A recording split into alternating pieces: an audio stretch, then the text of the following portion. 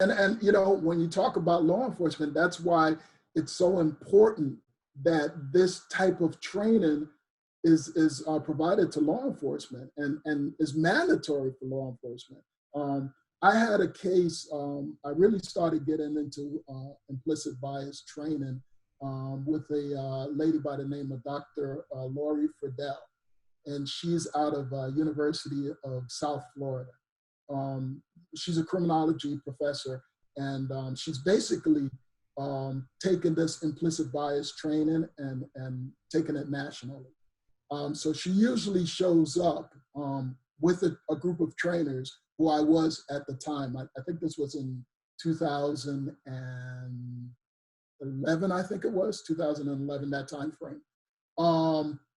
To an incident that occurs with a police involved, either shooting, use of force that leads to death, and there's possible racism element to it. So usually the police department will say, hey, listen, we need to have this training.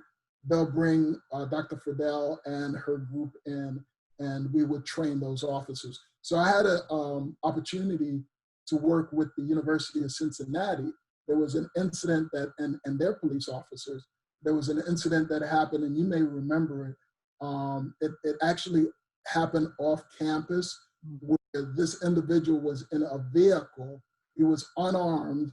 The officer came up to him and ended up shooting the individual. It's almost like a Philando Castile type. I can't remember the victim's name. But after that, we went in and did implicit bias training for those individuals.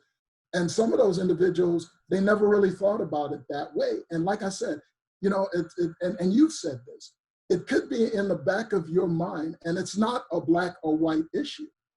It's a human issue. Right, it's a human issue. It could be in the back of your mind that culturally you have a bias against a certain person for whatever reason. It could be somebody of your own race. Right. And because we've had black on black, a black police officer and a black suspect that goes bad. So it can be more than just a bias against another race, which is racism. It goes to a different level.